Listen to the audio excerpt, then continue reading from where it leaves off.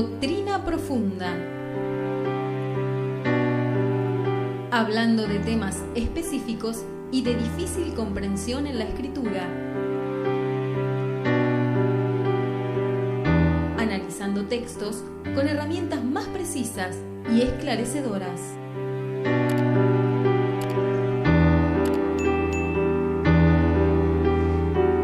Así llegamos a Doctrina Profunda. En el día de hoy vamos a continuar con nuestro estudio del Espíritu Santo, que lo hemos dejado un poco para momentos más avanzados en esta enseñanza, debido a que es un tema muy extenso. Obviamente debe tratarse, no podemos tratarlo superficialmente porque la gente puede tomar una idea equivocada y el Espíritu Santo es clave en la vida cristiana. Sin el Espíritu Santo falta lo más importante en la fe. Recordamos que el Espíritu Santo es una persona. Algunos piensan que es una fuerza o una energía. No. El Espíritu Santo se entristece. Ya lo hemos visto, les hago un repaso rápido, luego les voy a dejar todas las citas, pero para que más o menos se sitúen, esto lo van a encontrar en Efesios 4:30, revela cosas, lo que sucede, 1 Corintios 2:10, elige, Hechos 13:2, consuela, Juan 15:26, habla, Hechos 10:19, conoce y dice lo que sucede, Hechos 5:3, ayuda, Romanos 8:26, enseña, Juan 4:26, guía, Juan 16:13, inspira, Hechos 1:16, advierte, 1 Timoteo 4:1, testifica, Romanos 8:16, ordena, Hechos 8:29, hace su obra si le permitimos, Hechos 7:51, se enoja, podemos provocarlo a ira, es como tal como Dios, Isaías 63:10. Bueno, esto entre algunas características. Estas características no son propias de una energía. Estas características no son propios de una fuerza.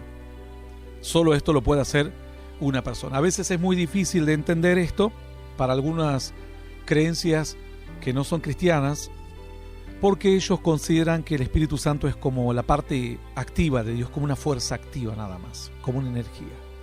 Pero una energía no puede tener todas estas cualidades, algunas de las que hemos nombrado, luego ampliaremos e iremos mencionando la lista.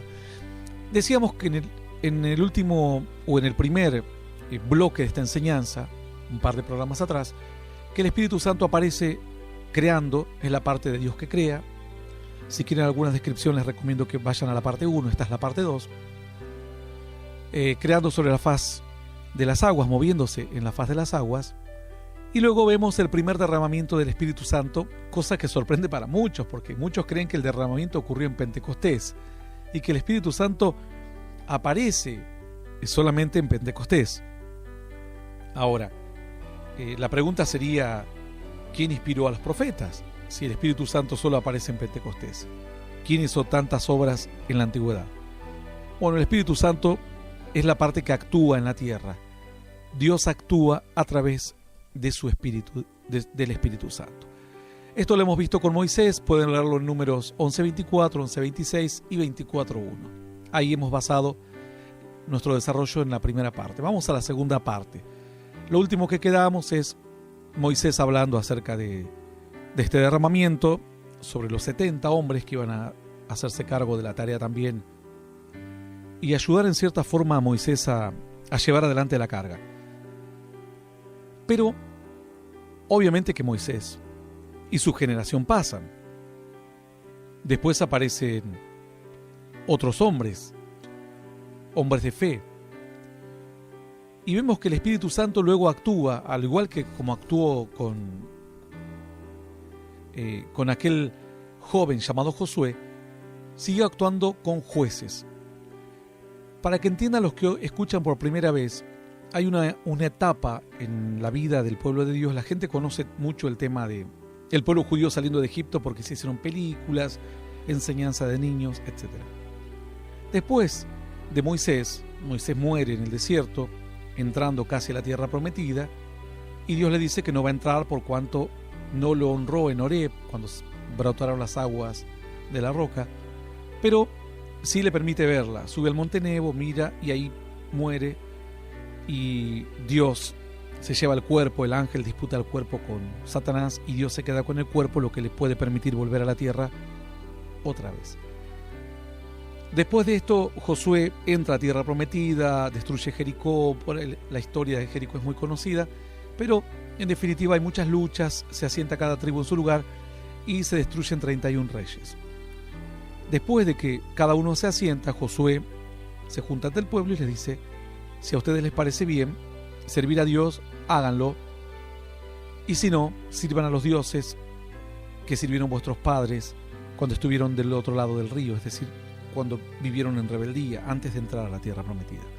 A los dioses de los amorreos, a los dioses de los moabitas, a los dioses de los filisteos, etc. Pero él dice: yo y mi casa serviremos a Dios, y el pueblo le pide que los gobiernen ellos, Josué, sus hijos. Y Josué dijo: Dios los gobernará, Dios será su rey siempre. Sin embargo, dice que el pueblo no pudo buscar a Dios ni someterse a Dios, porque a veces cuando no lo vemos es como que pretendemos engañar a Dios. No lo vemos, pensamos que Él no nos ve y queremos burlarnos de Dios y de a poco nos vamos alejando. Mientras que tenemos a un jefe molesto que por 2 monedas nos hace hacer aún lo que no queremos y le obedecemos. Dice la Escritura entonces que de tanto en tanto el pueblo comenzaba a ser debilitado a causa del pecado y Dios le levantaba hombres que eran caudillos y que traían una etapa de paz, guerreaban con esos enemigos que los oprimían y traía una etapa de bendición al pueblo. Esos caudillos se denominaron jueces. Vamos a ver cómo Dios actuaba en la vida de alguno de ellos. Dice la Escritura en Jueces 3:10: el Espíritu de Jehová vino sobre él y juzgó a Israel, y salió a la batalla, y Jehová entregó en su mano a Cusán Risataim, rey de Siria, y prevaleció su mano contra Cusán Risataim. ¿Quién era este juez? Otoniel. Fue un varón quien vio la injusticia, el dolor del pueblo y dijo: algo entró en él. La Biblia dice: el Espíritu de Dios entró en él. No fue un arrojo de valentía, fue algo que iba más allá. Lo mismo que había operado en Moisés, comenzó a operar en Otoniel. De tal manera que su predisposición era otra, su energía era otra, su ánimo era otro, su discernimiento era otro. Todo era... El Espíritu Santo puede hacer que todo esté como potenciado, por usar una palabra que se usa a veces en la actualidad. Aumentado también, ¿no? La sabiduría aumentada, las fuerzas aumentadas. Dice la Biblia que Dios aumentará tus fuerzas como las de un búfalo. Entonces, el Espíritu de Dios entraba y ellos se transformaban en otras personas, que la visión es aumentada. Ellos veían la victoria cuando otros veían la derrota. Entonces, pero aquí lo especifica claramente para que no quepa lugar a dudas. Dice: el Espíritu de Jehová vino sobre él y juzgó a Israel y salió a la batalla, se hizo cargo del desafío y Dios le permitió que derrote al rey de Siria. Y así, de tanto en tanto, Dios comenzó a tocar a algunos hombres, a quienes tenían características, quienes buscaban a Dios y amaban a Dios. Recordemos que en Josué pasó lo mismo. Josué dice que se va a investigar la tierra prometida, y con Caleb dice que en ellos había un espíritu diferente, pero era el espíritu de Dios. Al punto que los demás decían que ellos eran langostas, que no iban a poder vencer a los adversarios, pero Josué y Caleb dijeron otra cosa, dijeron: son grandes, son fuertes, es una tierra prometida, hay mucha prosperidad, nosotros parece que estamos en desventaja, pero tenemos a Dios de nuestro lado, y los vamos a vencer, y los vamos a comer como pan. ¿Por qué? Porque Dios le daba esa fuerza, esa convicción, ese empuje, ese vigor. A pesar de que todos eran jóvenes, él tenía un vigor diferente, superior a cualquier otro. Bueno, lo mismo podemos remontarnos en el tiempo y hablar de José y demás, pero queremos hablar de los momentos específicos donde vos podés ir a la Biblia y encontrar específicamente que dice: el Espíritu de Dios entró. Luego dice la palabra que Otoniel murió, la tierra reposa 40 años y de vuelta el pueblo hace lo malo, se confían y los enemigos se levantan. Entonces aparece otro hombre llamado Gedeón y el pueblo en gran angustia vuelve a clamar y decir: ¿quién nos salvará de esta situación adversa? Y dice Jueces 6:34: entonces el Espíritu de Jehová vino sobre Gedeón, y cuando éste tocó el cuerno, los abiezritas se reunieron con él. Entonces Dios le habla a Gedeón y le pone el Espíritu Santo. Algunas personas deben pensar: Aquí dice Espíritu de Jehová. ¿Es lo mismo que Espíritu Santo? Es exactamente lo mismo. Dios no tiene 3 espíritus o 5 espíritus que hacen cosas diferentes. Es un espíritu que hace su obra. En el Antiguo Testamento tomando una modalidad, en el Nuevo Testamento con otra modalidad. Entonces, dice que en Jueces 6:4 entra el Espíritu de Dios y ahora Gedeón puede hacer lo que antes no podía hacer. Por eso yo le digo a los amigos, cuando ustedes ven una persona que dice se cae al suelo, se ríe, se embriaga y su vida no cambia, ¿no es de sospechar que tal vez lo que está haciendo es la imitación de lo que Dios en algún momento realmente le tocó? Como aquel que habla en lengua, los profetas, como aquel que decía, apaga la cámara, Loía. Le pone Loía porque seguramente en algún momento o Dios lo tocó a él o escuchó a alguien tocado por Dios que dio esta expresión orando, y hay gente que imitan a otros o se imitan a ellos mismos. En un contexto en que ahora ya Dios no está, porque el Espíritu Santo tiene que venir y luego permanecer en una persona. Dice la Escritura entonces que nosotros cuando somos llenos del Espíritu de Dios, somos mudados en otras personas.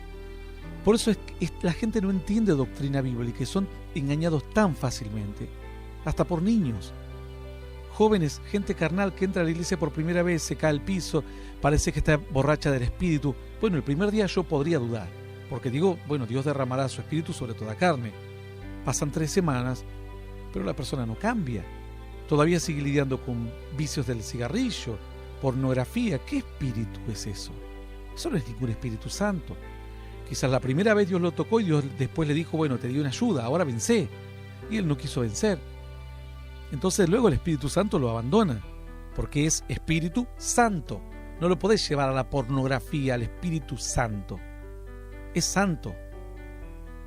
No lo podés llevar al pecado, al Espíritu Santo.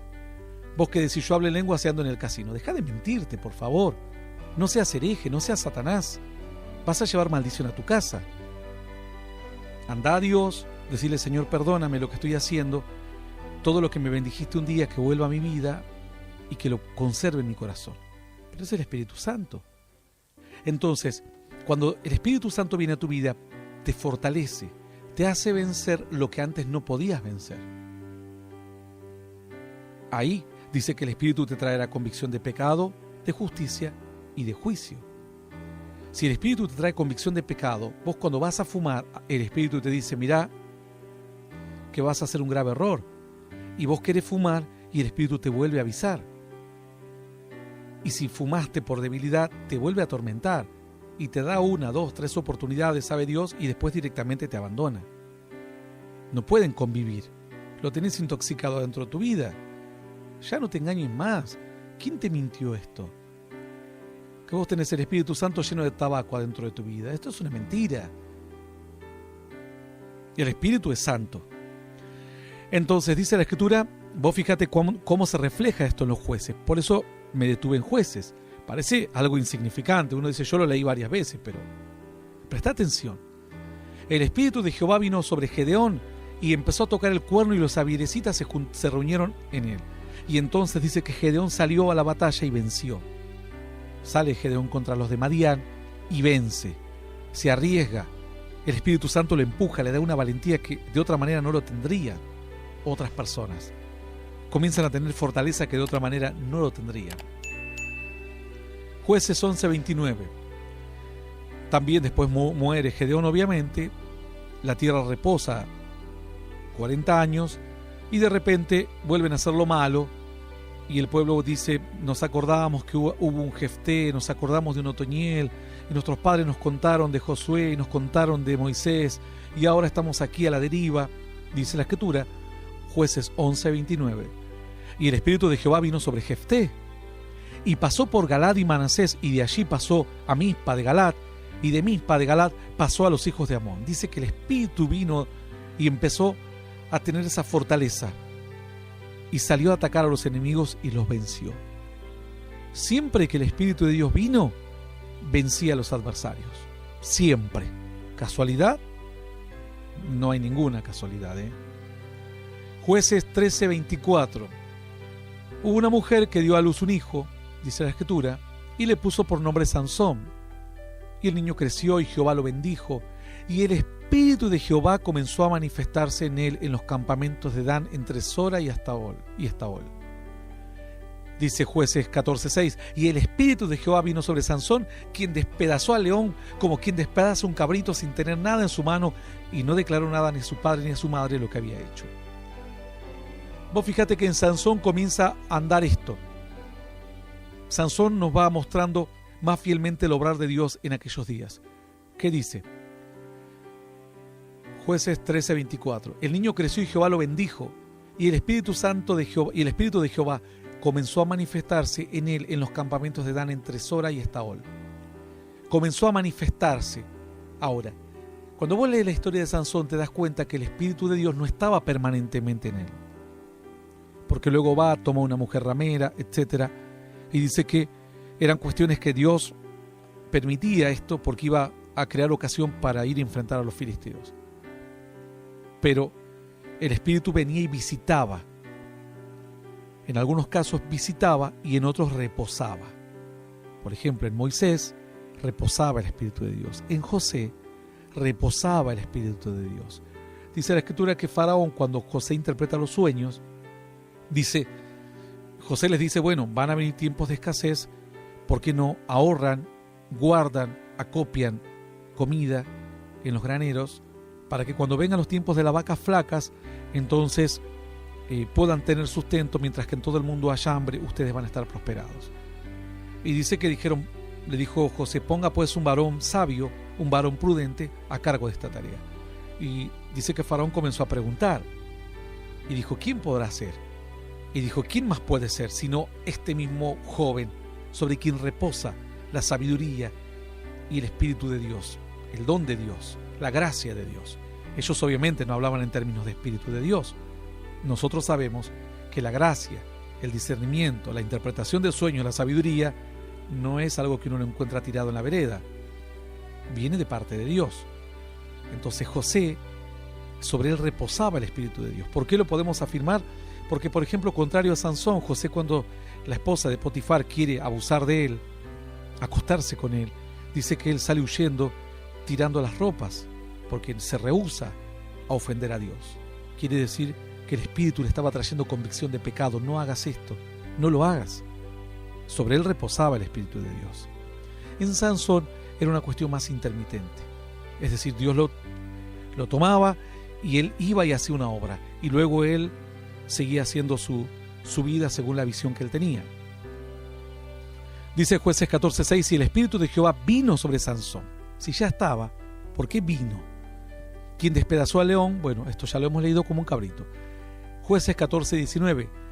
Otra vez, y el Espíritu de Jehová vino sobre él y descendió a Ascalón y mató a 30 hombres de ellos, y tomando sus despojos dio las mudas de vestidos a los que habían explicado el enigma, y encendido el enojo se volvió a casa de su padre.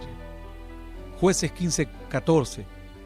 Y así que vino hasta Leí, los filisteos salieron gritando al encuentro, pero el Espíritu de Jehová vino sobre él otra vez. Porque en esta oportunidad dice que los hermanos, los judíos, le dijeron, ¿sabes que los filisteos tienen mejor ejército, que nos dominan? Porque le prendió fuego a los campos de los filisteos, Sansón. Y le dice, ¿por qué hiciste este mal hacia nosotros? Nos van a matar a todos. Venimos para que te entregues, que te maten a vos y que nos salvemos todos. Eran unos vivos bárbaros estos, pero no hay de sorprender. También, por salvar su propia vida, entregaron a José, entregaron a Jesús en la cruz, etc. Entonces, dice la Escritura que Sansón le dice, bueno, júrenme que no me van a matar. Solamente átenme, encadénenme, hagan lo que quieran, pero no me quiten la vida, y entréguenme a los filisteos que yo me la voy a arreglar. Así dice que vino hasta Leí y los filisteos salieron porque lo habían atado con cuerdas nuevas, salieron gritando felices para ir y destruirlo, lo veían todo amarrado con cuerdas, pero el Espíritu de Jehová vino sobre él y las cuerdas que estaban en sus brazos se volvieron como lino quemado con fuego y las ataduras se cayeron de sus manos. Es decir, vino el Espíritu de Dios y las ataduras, podríamos compararlo hoy con vicios, pecados, etcétera, se desvanecieron, su poder desapareció. Eso es lo que sucede cuando viene el Espíritu de Dios. Alguno dice, no, vino el Espíritu de Dios. ¿Y qué pasó? No, estuve revolcado en el piso y el pastor me levantaba, me pegaba una cachetada y me daba más. ¿Sí? Y sí, después me paraba y me soplaba y me tiraba. Después me pegó con el saco, me pegó una patada. ¿Qué clase de espíritu es esto? Claro que el espíritu puede hacer señales. Y puedes caerte, o puedes reírte, o puedes... Pero si no te da el poder para quebrar las ataduras que te atan, como en el caso de Sansón, estamos hablando entonces de otro espíritu. Quizás sea un espíritu inmundo, ¿por qué no? Hay muchos casos de personas que en las iglesias la gente cree que ese espíritu de Dios que está danzando y está manifestada y nadie tiene discernimiento de espíritu y no se pueden dar cuenta de ello. Aquí tenemos algunos ejemplos entonces: Otoniel, Gedeón, Jefté, Sansón, todos como venía el Espíritu de Dios y hacían proezas en el momento en que el Espíritu reposaba sobre ellos. Bueno, nos toca entrar al periodo de los reyes. Claro que hay muchas otras historias, pero no vamos a... Tendríamos que relatar toda la Biblia para ver la obra del Espíritu. Vamos a ver puntos determinantes nada más, pero abarcar bien toda la expresión, el conocimiento, la forma en que se expresaba el Espíritu Santo y el conocimiento del Espíritu Santo en la Biblia. Luego dice la Escritura que de los jueces, entonces aparece un profeta llamado Samuel. Samuel empezó a gobernar al pueblo, era como un caudillo para ellos, y además un profeta y un sacerdote. Pero dice la Escritura que el pueblo le pide un rey, y Samuel se pone mal, y Dios le dice, dales un rey, elige a algún hombre valiente entre todos, al que yo te diga, y lo ungirás como rey. Dice que finalmente eligen un varón llamado Saúl, el primer rey de Israel, del pueblo judío. Esto está en 1 Samuel 16. Entonces el Espíritu de Jehová vendrá sobre ti con poder, y profetizarás con ellos, y serás mudado en otro hombre. Saúl entonces se junta con Samuel. Saúl le dice, yo he salido a buscar a las asnas de mi padre. Sin embargo, Samuel le dice, mira, Dios te eligió para algo grande, y como señal va a tocarte el Espíritu de Dios. Cuando te toque el Espíritu de Dios, serás transformado. Sentirás que sos otra persona. Y entonces irás andando, verás que hay una compañía de profetas que vienen cantando y adorando a Dios. Cuando atravieses, ahí te pondrás a profetizar con ellos, a danzar con ellos, y serás cambiado totalmente. Dice la Escritura entonces, el Espíritu de Jehová vendrá sobre ti con poder y profetizarás con ellos, serás mudado en otro hombre. Fíjense lo que hace el Espíritu, te cambia. Te cambia. ¿Cómo puede ser que uno va a la iglesia y dice, sí, me tocó el Espíritu, me reí un rato? Pero no puedes dejar de ver esas películas que exaltan todo lo malo, lo pecaminoso. No, pero no creo que ofenda a Dios. No puedes dejar la droga, pero es de vez en cuando nada más, no soy un adicto. No puedes dejar la pornografía, pero no le hago mal a nadie. Dice la Escritura que serás cambiado en otra persona. No puedes dejar el carácter de maltratar a tu casa, a tu familia. ¿Qué espíritu entró en tu vida entonces? Dice la Escritura, y serás mudado en otro hombre. 1 Samuel 10:10 dice, y cuando llegaron allá al collado, he aquí la compañía de los profetas, que venía al encontrarse con él, y el Espíritu de Dios vino sobre él con poder y profetizó entre ellos. Y dice que realmente nadie entendía lo que le pasaba a este varón y estaba siendo transformado por Dios. 1 Samuel 11:6, al oír Saúl estas palabras, el Espíritu de Dios vino sobre él con poder y él se encendió en ira en gran manera. ¿Por qué? Porque después Saúl se fue de ese lugar y el Espíritu de Dios ya no lo siguió. Pero dice que en una ocasión veía que los gabaonitas estaban siendo atacados y que les habían dicho que cada uno, si no quería que lo destruyan, el rey enemigo les dijo, sáquese cada uno el ojo derecho y vengan y empiecen a pagarme tributos y no los voy a matar. Y fueron a llorar a Saúl, y dice que cuando Saúl escucha estas palabras le entra el poder del Espíritu Santo y entonces se enciende en ira y dice, vamos a la batalla contra nuestros enemigos, y los venció absolutamente. Sin embargo, dice la Escritura que después este rey comienza a equivocarse, a hacer cosas malas, y dice que se arrepentía Samuel porque Saúl había sido elegido por él y él en cierta manera sentía una responsabilidad por Saúl. Pero dice la Escritura que Dios le dice a Samuel, no llores más por Saúl, yo voy a levantar otro rey, un rey conforme a mi corazón. Y es ahí cuando aparece David. Dice la Escritura, 1 Samuel 16:13, y Samuel tomó el cuerno de aceite y lo ungió en medio de los hermanos. Y desde aquel día en adelante, el Espíritu de Jehová vino sobre David. Se levantó luego Samuel y se volvió a Ramá. Entonces, a partir de aquel momento, el Espíritu comenzó a visitarlo a David. Todavía no era rey, solo era un ungido. 1 Samuel 16:14, el Espíritu de Jehová se apartó de Saúl, dice, y le atormentaba un espíritu malo de parte de Dios. Es decir, Dios permitió que vengan los demonios y lo atormenten. Cuando Dios se va de tu corazón, luego entonces viene la preocupación, vienen los tormentos, vienen las ataduras, porque ya el Espíritu de Dios no está. Alguno dirá, sí, si yo lo recibí en la iglesia, pero como lo recibiste se te fue. Aquí 1 Samuel 16:14 es claro, el Espíritu de Jehová se apartó de Saúl. Cuando haces las cosas mal, entristeces al Espíritu y se va. No encuentra un lugar cómodo. Pues imagínate traer una visita y empezar a baldear la casa, salpicarle los pies, correr la mesa. La visita va a entender que lo estás echando. Sin necesidad de palabras, dice, bueno, voy a venir en otro momento. Te pones a pelear con tu marido, a gritarle a tus hijos, y la visita mira ahí como diciendo, se me hace que estoy en un lugar equivocado. Y definitivamente abandona el lugar. Dice que el Espíritu de Jehová le atormentaba, y los criados de Saúl le dijeron, he aquí ahora un espíritu malo de parte de Dios te atormenta, le dijeron. Los criados se dieron cuenta, en el verso 15, ¿no? Estoy en 1 Samuel 16:15. El versículo siguiente dice, diga pues nuestro Señor a tus siervos que están delante de ti, busquen a alguno que sepa tocar el arpa, para que cuando estés sobre ti el espíritu malo de parte de Dios, Él toque con su mano y tengas alivio. Entonces dice que buscaron a un joven que tocase y que tuviese una unción de Dios, de tal manera que cuando ejecutase el arpa los demonios se calmasen. A veces la gente va a una iglesia y dice, Dios me ha tocado, sentí paz, sentí gozo. Quizás los demonios se han calmado porque seguís haciendo lo malo. Por eso vas a la iglesia, sentís paz, sentís gozo, salís de la iglesia y sentís lo mismo que sentías antes. Porque quizás estás como Saúl. Tenía demonios malos, pero cuando alguien tocaba de parte de Dios, no era solamente la música, era David que tocaba y que estaba ungido por Dios. Dice que los demonios de Saúl quedaban atados, se apaciguaban.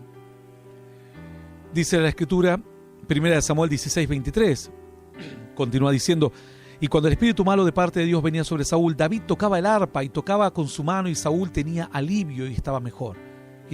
Y el espíritu malo se apartaba de él. Tocaba David y el espíritu malo se iba, lo dejaba un poco.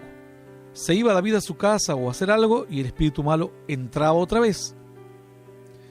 1 Samuel 19:9, y el espíritu malo de parte de Jehová vino sobre Saúl, y estando sentado en su casa tenía la lanza en la mano mientras David tocaba. Y Saúl dice que procuró enclavar a David con la lanza en la pared, pero él se apartó delante de Saúl, el cual hirió con la lanza en la pared, y David huyó y escapó aquella noche. A partir de ese momento, David es un fugitivo, porque cuando tocaba y tocaba, pero él ya sabía que estaba ungido y que era el próximo rey. Sumado al tormento que ya tenía, los demonios se hacían cada vez más fuertes, porque lo único que puede sacar es un arrepentimiento, volverse a Dios y pedir perdón, renunciar a las cosas malas y pedir perdón por los pecados. Hoy vamos a hacer una oración de liberación. Entonces, dice la Escritura que así todo, David tocaba pero ya no le hacía efecto y agarró la lanza y se la tiró para matarlo a David, y él la esquivó y la lanza quedó clavada en la mismísima pared. ¿Qué tal si hablamos del primer derramamiento del Espíritu Santo a todos? No sé si hacemos tiempo realmente, porque es un poquito largo.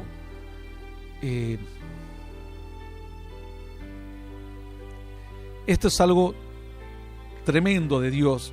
Quizás mucha gente ni lo sabe siquiera que existió. Es el primer derramamiento del Espíritu indiscriminado de Dios.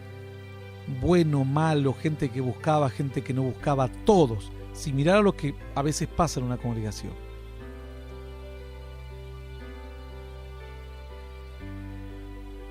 Dice la Escritura en 1 Samuel 19:18: huyó pues David y escapó y vino a Samuel en Ramá, y le dijo todo lo que Saúl le había hecho con él. Y él, dice, y Samuel se fueron a morar en Nayot. Y fue dado aviso a Saúl diciendo: he aquí David está en Nayot en Ramá. Entonces Saúl envió mensajeros para que trajesen a David, los cuales vinieron una compañía de profetas que profetizaban. Y Samuel, que estaba allí, y los presidía. Y vino el Espíritu de Dios sobre los mensajeros de Saúl, y ellos también profetizaron. Verso 21. Y cuando lo supo Saúl, envió otros mensajeros, los cuales también profetizaron. Y Saúl volvió a enviar mensajeros por tercera vez, y ellos también profetizaron. Entonces él mismo fue a Ramá. Estoy en 1 Samuel 19-18, una historia tremenda que me parece que después de esto la van a leer y releer bien muchas veces en sus hogares. David ya escapó. Saúl trata de agarrarlo a David. Se entera de que David se va con Samuel a Ramá. Después los dos se van y moran en Nayot.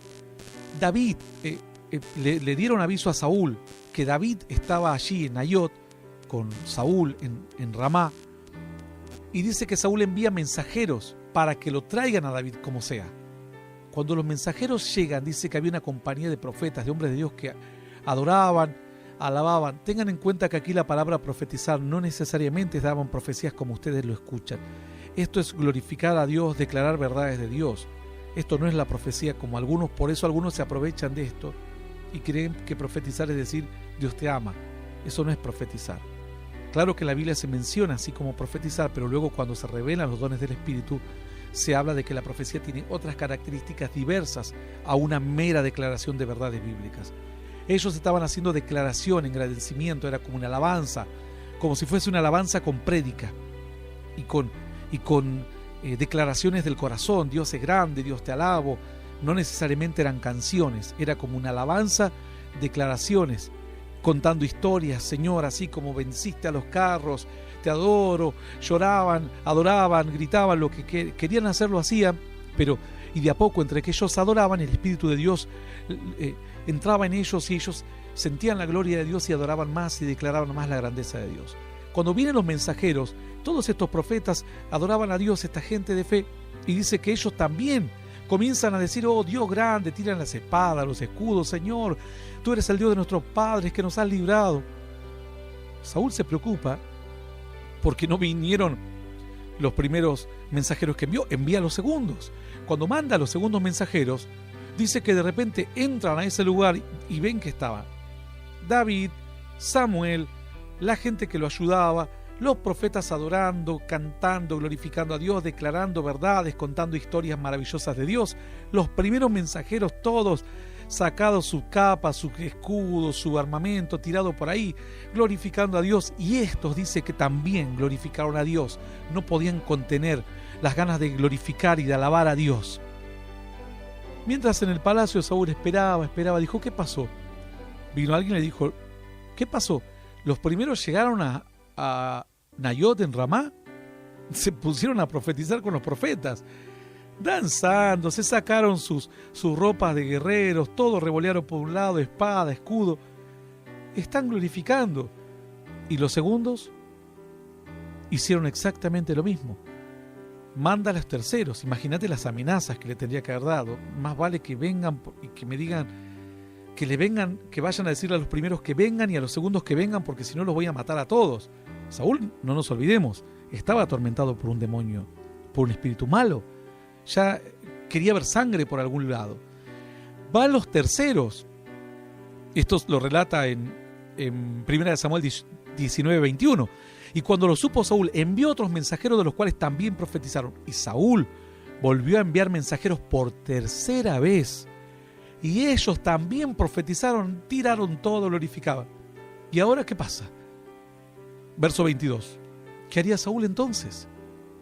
Quería traer a David para apresarlo o matarlo, porque era una amenaza. Él quería que su hijo Jonathan reine en su lugar. Entonces agarró Saúl mismo y se fue.